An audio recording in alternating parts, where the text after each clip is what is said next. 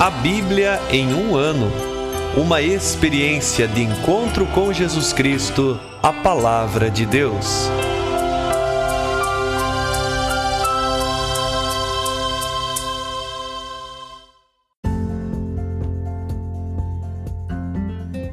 Olá, eu sou o Bruno, seminarista da Diocese de Ponta Grossa, Paraná. Você está ouvindo o podcast A Bíblia em um ano.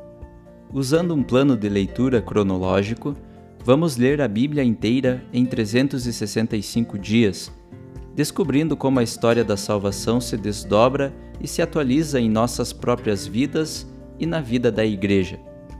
Estamos usando a Bíblia Católica com a tradução oficial da Conferência Nacional dos Bispos do Brasil. Você pode baixar o plano de leitura completo por meio de um link que você encontra na página do Instagram, abiblia.emuano, ou do facebook.com/seminariopg. Inscreva-se nesse podcast por meio da plataforma que preferir para receber as notificações diárias dos novos episódios.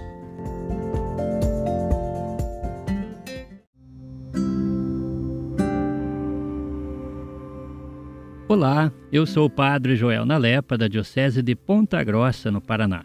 Antes de iniciarmos a leitura e a escuta dos textos bíblicos propostos para hoje, vamos pedir que o Espírito Santo ilumine nossa mente e nosso coração para que a Palavra de Deus frutifique em nossas vidas.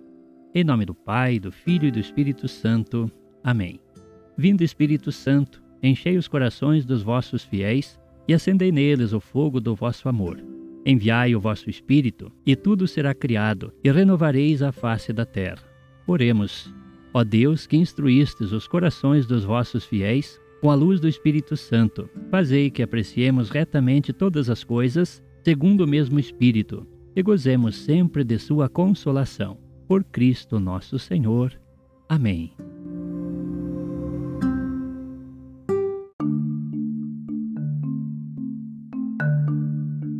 Hoje é o dia 342 do nosso podcast.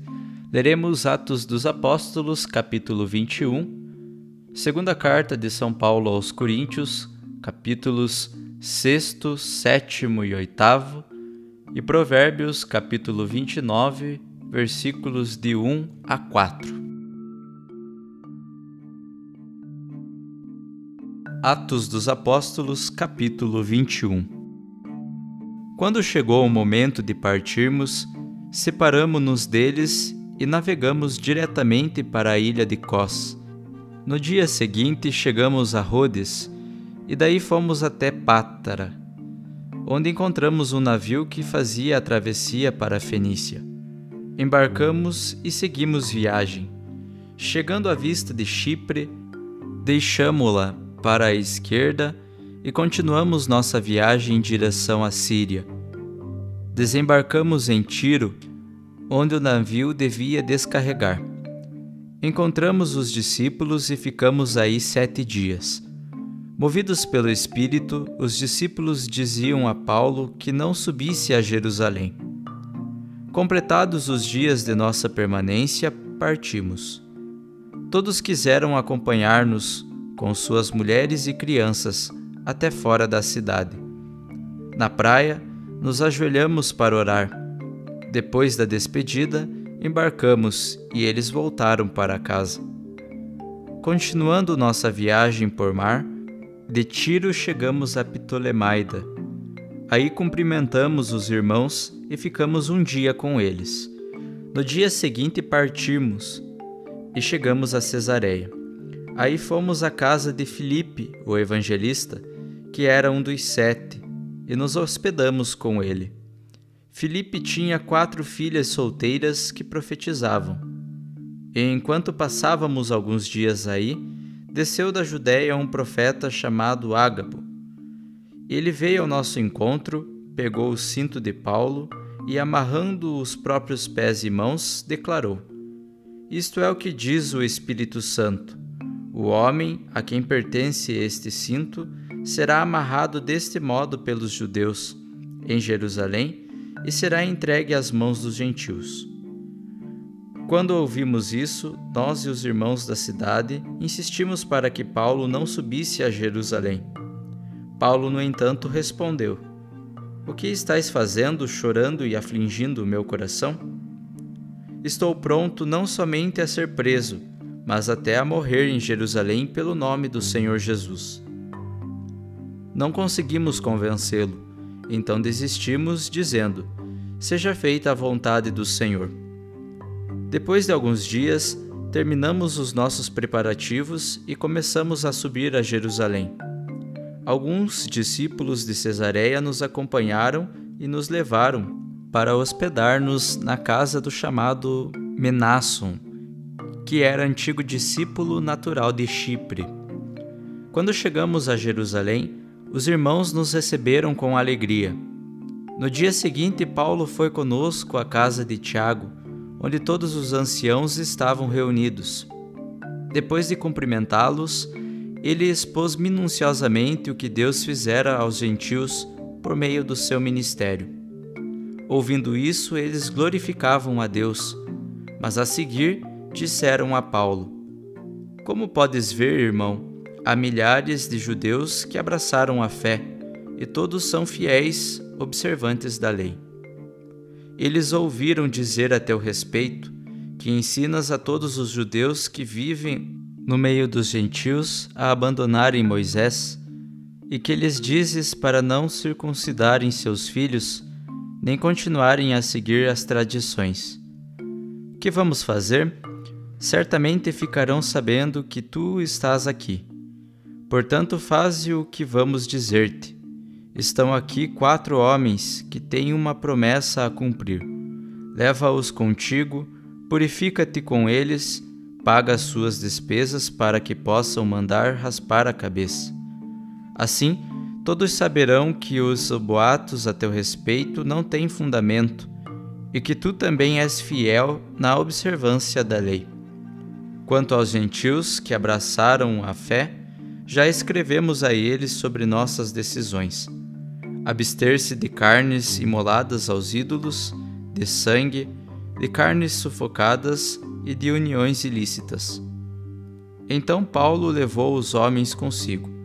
No dia seguinte, purificou-se com eles e entrou no templo, comunicando o prazo em que, terminados os dias da purificação, deveria ser oferecido o sacrifício de cada um deles.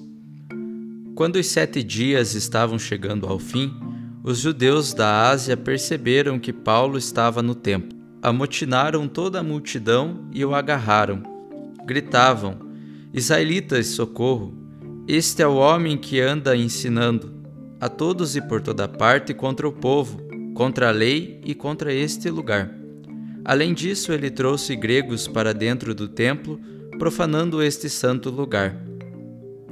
De fato, antes eles tinham visto Trófimo, o Efésio, junto com Paulo, na cidade e julgavam que este o tivesse introduzido no templo. A cidade toda ficou agitada. O povo se ajuntou, apoderaram-se de Paulo e o arrastaram para fora do templo, e imediatamente as portas foram fechadas. Já estavam prontos para matá-lo, quando chegou ao comandante da corte esta notícia: Jerusalém inteira está amotinada. O comandante destacou imediatamente soldados e oficiais e investiu contra os manifestantes. Estes, vendo o comandante e os soldados, pararam de bater em Paulo. Então o comandante aproximou-se, deteve Paulo e mandou que o prendessem com 2 correntes. Depois perguntou quem era ele e o que havia feito. Na multidão, uns gritavam uma coisa e outros outra. Não podendo, por causa do tumulto, obter informações seguras, o comandante ordenou que conduzissem Paulo para a fortaleza. Quando chegou junto aos degraus, teve de ser carregado pelos soldados por causa da violência da multidão, pois o povo o seguia em massa, gritando: "A morte com ele!" Estando para ser recolhido à fortaleza, Paulo disse ao comandante: "Posso falar contigo?" Este admirou: "Sabes o grego?" por acaso não és tu o egípcio que dias atrás subverteu e arrastou ao deserto 4.000 sicários? Paulo respondeu: Eu sou judeu, cidadão de Tarso, cidade importante da Cilícia. Agora peço-te, deixa-me falar ao povo. O comandante permitiu. Paulo, de pé sobre os degraus, com a mão fez sinal ao povo. Houve grande silêncio, e ele dirigiu-lhes a palavra na língua dos judeus.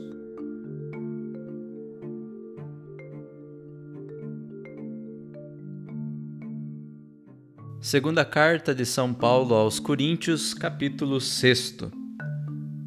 Sendo seus colaboradores, vos exortamos a não receberdes em vão a graça de Deus, pois ele diz: No momento favorável eu te ouvi, no dia da salvação eu te socorri. É agora o momento favorável, é agora o dia da salvação. Não damos a ninguém motivo de escândalo, para que o nosso ministério não seja desacreditado.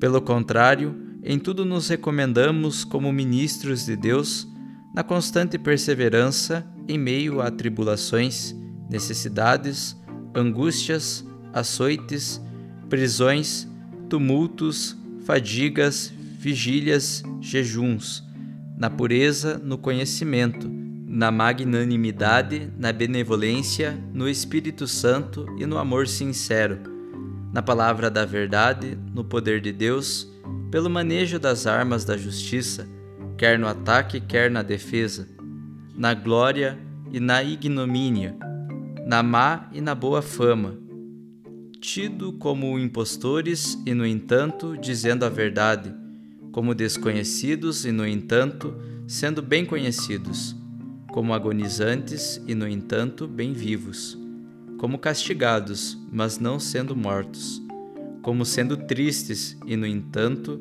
estando sempre alegres, como indigentes e, no entanto, enriquecendo a muitos, como não tendo nada e, no entanto, possuindo tudo.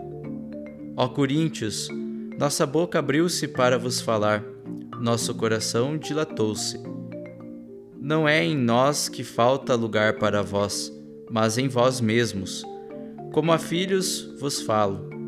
Em retribuição a nós, dilatai, vós também, os vossos corações. Não vos deixeis prender ao jugo com os infiéis, pois que afinidade poderia existir entre a justiça e a iniquidade? Ou que comunhão entre a luz e as trevas? E que acordo haveria entre Cristo e Belial? Que partilha entre o fiel e o infiel? Como combinar o templo de Deus com o dos ídolos? Ora, nós somos o templo do Deus vivo, como disse o próprio Deus. No meio deles habitarei e andarei, serei o seu Deus e eles serão o meu povo. Por isso diz o Senhor: saí do meio deles e afastai-vos, não toqueis em nada de impuro, e eu vos acolherei. E serei para vós um pai, e vós sereis meus filhos e filhas, diz o Senhor Todo-Poderoso. Capítulo 7. Em posse dessas promessas, caríssimos, purifiquemo-nos de toda a mancha da carne e do espírito, completando a nossa santificação no temor de Deus. Dai-nos lugar em vossos corações. Não cometemos injustiça contra ninguém, não corrompemos ninguém, não defraudamos ninguém. Não digo isso para vos condenar. Com efeito, já vos disse que estais em nossos corações, para juntos morrermos e vivermos. Tenho grande confiança em vós, muito me orgulho de vós. Estou cheio de consolação e transbordo de alegria em todas as nossas aflições. Com efeito, tendo chegado à Macedônia, não tivemos sossego. Pelo contrário, sofremos todo tipo de tribulação, por fora lutas, por dentro temores. Deus, porém, que consola os humildes, consolou-nos com a chegada de Tito, e não somente com a chegada de Tito, mas também com a consolação que ele recebeu de vós. De fato, Ele contou-nos sobre vossa saudade, vossas lágrimas, o vosso zelo por mim, e de tal modo que me alegrei muito mais. Na verdade, mesmo se vos contristei com minha carta, não me arrependo, pois vejo que essa carta, ainda que por um momento vos entristeceu, agora alegro-me, não porque ficastes tristes, mas porque a vossa tristeza vos levou ao arrependimento. De fato, vossa tristeza foi uma tristeza segundo Deus, e, portanto, não vos prejudicamos em nada, pois a tristeza segundo Deus produz o arrependimento que leva à salvação. E isso não causa pesar, mas a tristeza segundo o mundo causa a morte. Vede o que a tristeza segundo Deus produziu entre vós. Quanta solicitude, quantas escusas, quanta indignação, que temor, que saudade, que zelo, que desejo de justiça. Mostrastes de todas as maneiras que não tinhas nenhuma culpa no caso em questão. Portanto, se eu vos escrevi, não foi por causa do ofensor, nem por causa do ofendido, mas para que se manifestasse a vossa solicitude por nós diante de Deus. Isso nos consolou. E além dessa nossa consolação, tivemos uma alegria muito maior, motivada pela alegria de Tito, que foi reconfortado por todos vós. Na verdade, se na presença dele eu me gloriei um pouco de vós, não fiquei envergonhado. Porém, como sempre vos tenho dito a verdade, assim também o elogio que fizemos de vós diante de Tito se mostrou fundado na verdade. E a sua afeição por vós cresce mais ainda, ao lembrar-se da obediência de todos vós e de como recebestes com temor e tremor. Alegro-me de poder confiar plenamente em vós. Capítulo 8. Irmãos, queremos levar ao vosso conhecimento a graça que Deus concedeu às igrejas da Macedônia, porque em meio a muitas tribulações que as provaram, a sua transbordante alegria e extrema pobreza transbordaram em tesouros de liberdade. Eu sou testemunha de que esses irmãos, segundo os seus recursos, e mesmo além dos seus recursos, por sua própria iniciativa e com muita insistência, nos pediram a graça de participar desse serviço em favor dos santos. E indo além das nossas expectativas, colocaram-se logo à disposição do Senhor e também à nossa disposição, pela vontade de Deus. Por isso solicitamos a Tito que, como iniciou entre vós esta obra de generosidade, assim também a leve a bom termo. E como transbordais em tudo, na fé, na palavra, no conhecimento, em toda solicitude e em vosso amor para conosco, transbordeis também nessa obra de generosidade. Não é uma ordem que estou dando, mas diante da solicitude dos outros, dou-vos ocasião de provardes a sinceridade do vosso amor. Certamente conheceis a generosidade de nosso Senhor Jesus Cristo. De rico que era, tornou-se pobre por causa de vós, para que vos torneis ricos por sua pobreza. A respeito disso, dou-vos um conselho. Convém participardes nesta obra, já que desde o ano passado não somente a empreendestes, mas também a desejastes. Agora, pois, acabai de realizá-la. Assim, aos vossos propósitos corresponderá a completa realização, de acordo com os vossos recursos. De fato, quando existe a boa vontade, ela é bem aceita de acordo com aquilo que se tem, e não com o que não se tem. Não se trata de vos pôr em aperto para aliviar os outros. O que se deseja é que haja igualdade, que nas atuais circunstâncias a vossa fartura supra a penúria deles, e por outro lado, o que eles têm em abundância complete o que acaso vos falte. Assim haverá igualdade, como está escrito: Quem colheu muito não teve de sobra, e quem colheu pouco não teve falta. Graças sejam dadas a Deus, que pôs no coração de Tito a mesma solicitude por vós. Ele acolheu o meu pedido e, com grande solicitude, partiu espontaneamente para vos visitar. Com ele enviamos o irmão, que é elogiado em todas as igrejas, por seu serviço ao Evangelho. Mas ainda, esse irmão foi designado pelas igrejas para ser nosso companheiro de viagem nessa obra generosa, que administramos para a glória do Senhor e como prova da nossa boa vontade. Assim procuramos evitar qualquer crítica na administração dessas grandes quantias confiadas aos nossos cuidados, pois procuramos fazer o bem, não somente diante do Senhor, mas também diante dos outros. Com eles, enviamos aquele nosso irmão cujo zelo foi comprovado em vários assuntos e em muitas vezes, e que agora se mostra muito mais zeloso ainda, em razão da grande confiança que tem em vós. Quer se trate de Tito, meu companheiro, e em relação a vós, meu colaborador, quer se trate de nossos irmãos, mensageiros das igrejas, glória de Cristo. Diante das igrejas, mostrai-lhes a prova do vosso amor e nossa exultação a vosso respeito.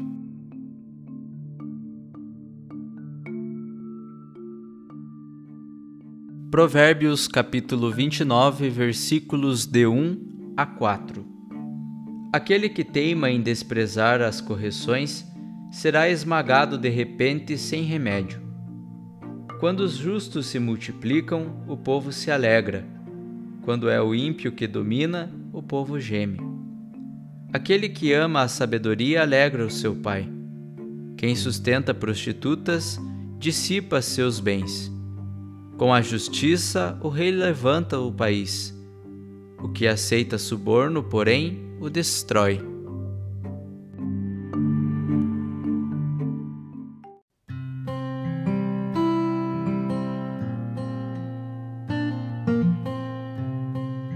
Olá, eu sou o Padre Rodrigo Ribas. Meditamos hoje o capítulo 21 do livro dos Atos dos Apóstolos. É o início da última viagem. Dois fatos chamam a atenção. A equipe segue por rotas comerciais, na dependência de navios que os levam ao destino, mas, no entanto, quem conduz a viagem é o Espírito Santo. Nas escalas, são acolhidos com carinho e ternura pelas comunidades. Essa solidariedade contrasta com o clima de alerta, medo e perseguição que agora acompanharão Paulo até o final do livro. Chegando a Jerusalém, Paulo participa de uma importante reunião com a igreja de Tiago. É o primeiro encontro desta com a igreja de Antioquia desde o Concílio de Jerusalém, que nós já meditamos no capítulo 15 deste livro. Continua viva aquela tensão entre a proposta de Paulo, que oferece abertura total aos pagãos, e a posição de Tiago, que restringe tal abertura. Esse ainda teme a reação dos fariseus convertidos. A pregação de Paulo aos gentios estava impedindo a entrada de judeus piedosos na comunidade de Jerusalém. Tiago pede então a Paulo uma demonstração pública de que ainda é judeu piedoso, no sentido de financiar as promessas de 4 peregrinos pobres durante 7 dias.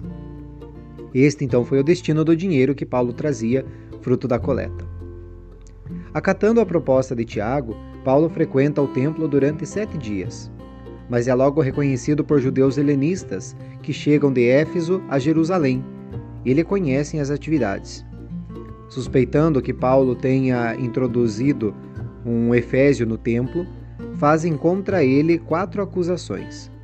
Por toda parte anda falando contra o povo, contra a lei de Moisés, contra o lugar, o templo, e introduz pagãos dentro do lugar santo.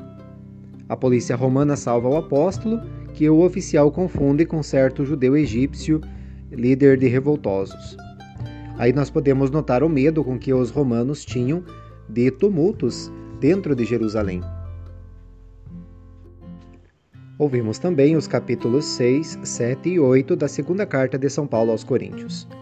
No capítulo 6, vamos ver um convite para a abertura de coração. É um convite para viver na sinceridade. E ainda um convite à fidelidade e não envolvimento com os ídolos. Adiante, no meio do capítulo 7, Paulo ele lembra de fatos anteriores superados agora pelo clima de alegria e confiança mútua. Lembra que alguém o insultou e ele reagiu com a severa carta das muitas lágrimas, mais uma vez aqui lembrando esta carta. A visita de Tito à comunidade superou o ânimo e também a coragem. Recuperou tudo isso que o povo já havia perdido e Paulo também. Com tudo isso, demonstra como os fatos negativos podem ser superados positivamente, tendo em vista novas relações e graças à força cristã do perdão mútuo e de reconciliação. Agora, já no capítulo 8, nós vamos ver a abordagem do tema da coleta. Sobre a partilha entre as igrejas, nós já tratamos, inclusive na primeira carta. É uma prática que oferece ocasião para expor uma eclesiologia, um sentido de igreja, uma teologia da igreja. Para dizer coleta, aqui inclusive, Paulo ele usa justamente dois termos, koinonia, que significa comunidade, e diaconia, que significa serviço.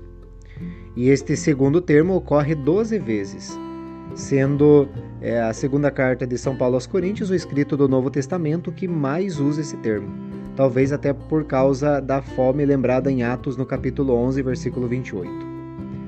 Motivo da carestia foi a colheita fraca após um ano sabático, quando a terra devia descansar. Era então necessário apelar para a solidariedade das igrejas da Grécia em favor das comunidades de Jerusalém. A pobreza de algumas pessoas generosas pode ser fonte de riqueza para outras bem mais pobres. O exemplo maior é a própria pessoa de Jesus Cristo, que sendo rico se fez pobre. Na partilha se manifesta o dom de Deus que distribui tudo generosamente. Assim, a coleta cristã se faz para haver igualdade.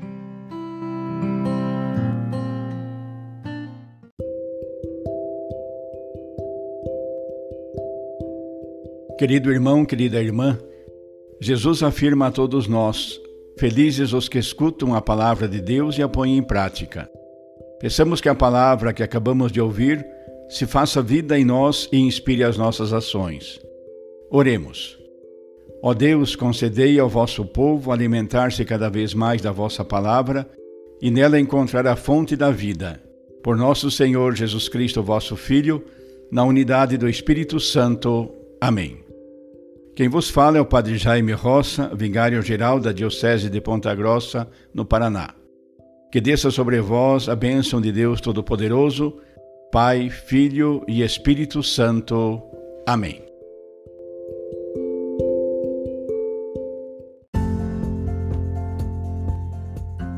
Você acaba de ouvir mais um episódio do podcast A Bíblia em um Ano. Continue nesse bom propósito de ouvir, ler e praticar a Palavra de Deus. Rezemos por todos que estão fazendo este caminho de leitura da Bíblia. Procure também participar da sua comunidade. A permissão para uso do plano de leitura The Bible in a Year com Padre Mike Schmitz e Jeff Kevins foi concedida por Ascension. A versão original pode ser baixada em ascensionpress.com. Todos os direitos desse plano estão reservados à Ascension. Os demais conteúdos do podcast não são criados, revisados ou apoiados por Ascension. Até amanhã!